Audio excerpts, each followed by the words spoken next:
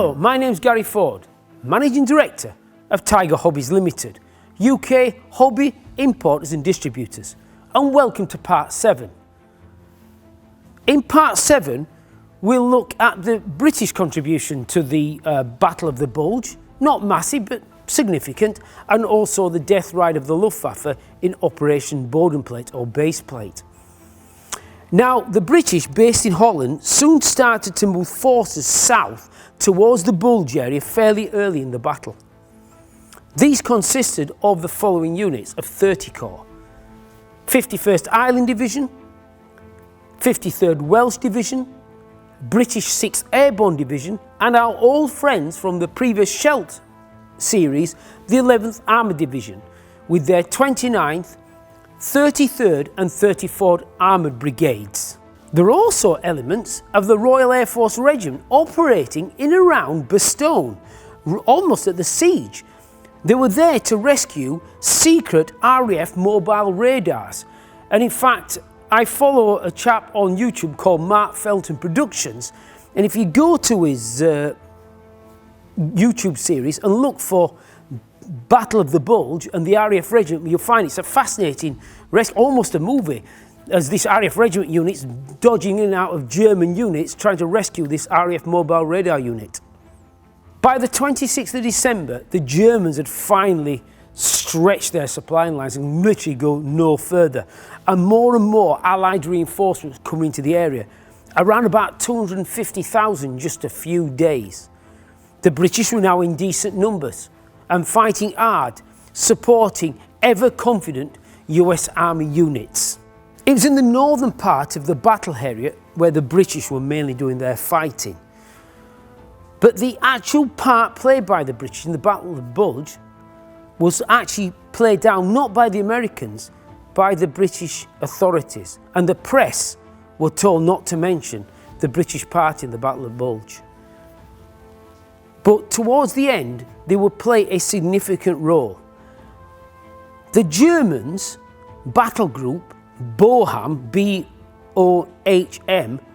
a smaller battle group than the early Kampf group Piper we were talking about, but still reasonably well equipped, with a battalion of soldiers led by about 20 Panther tanks.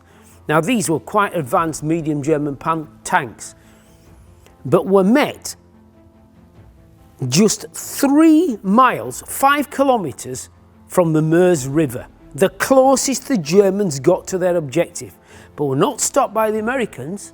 They were stopped by our old friends, the 11th Armoured Division's 29th Armoured Brigade, using their Fireflies, 17-pounder equipped, and M10 Achilles, and I've got a model here of the M10 Achilles, and this is equipped with a 17-pounder. This gun was probably the most powerful anti-tank gun fitted to any Allied tanks. In fact, it was good as the German 88. And if you got hit by this weapon, you certainly knew about it. And after a bitter battle, the Fireflies and Achilles stopped these Panthers dead, and thus stopped the Germans from getting any further in the Battle of the Bulge. By early January, the US 7th Army, further south, was much weakened. They'd sent a lot of their forces north to support the main American effort, and the Germans picked up on this. So the German 7th Army started what would be called Operation Northwind, and it was actually commanded by no other than leader of the SS, that thick as 2 short plants ex-chicken farmer, Heinrich Himmler. Now, they pushed them hard. The Americans fell back to a place called the Moder River, but by the time they got to the Moder River, the Americans held firm, and eventually the Germans just petered out their attack, and that was the last attack or major attack of this battle by the Germans. But even though the Germans were running out of supplies and stuff, they were still got fighting them. In fact, Patton confronted the King Tigers, the Schwer Abteilung 506, on the Belgian-Luxembourg border, resulting in a massive tank fight, and the Americans lost 20 Sherman tanks. But by this time, the Germans were finished. But they didn't retreat in a disorderly fashion. They moved slowly, where possible, their best armoured formations out of the battle and moved them back east because they're now worried about the Soviets coming towards Berlin and the Seelow Heights. And in fact, the last Germans left the Bulge on or about the 25th of January. And on the 23rd of January, the Americans recaptured the town of St. Vith, and thus ending the largest battle in US Army history. In September 1944, the air component of Operation Watch on the Rhine was being gathered. Now, this would be vast amounts of aeroplanes, but the senior Luftwaffe personnel didn't want anything to do with this. This is valuable aircraft that could be used to stem the tide of the ever-increasing Allied daylight bomber raids.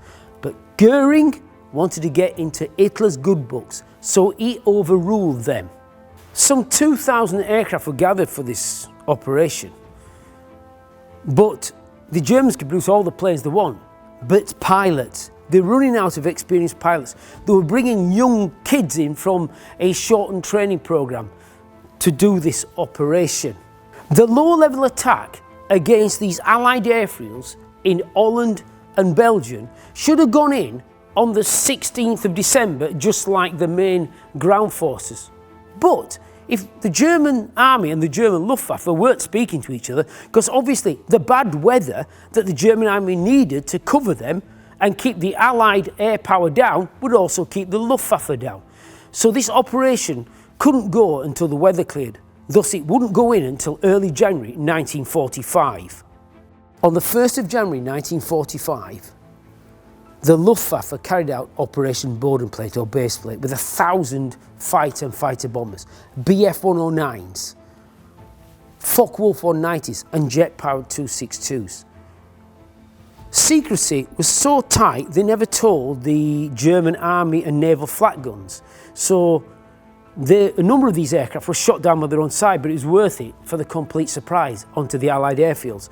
So it's New Year's Day, so some of the Allied air crews and ground crews could have been on the source the night before. And over 400 Allied aircraft were destroyed on the ground. But the Allies got a vast air armada, so these things would be replaced within days or weeks. Days even. To the Germans, they lost 350 aircraft. Now, most of these aircraft were shot down by Allied flak guns because Antwerp, Holland and Belgium and all these airfields were protected by hundreds of flak guns. So they could shoot down incoming V1 missiles. So the Germans fell upon these flak batteries and were literally decimated. Now, for the Allies, the loss was serious but could be replaced. For the Germans, they could not be replaced, especially their experienced pilots.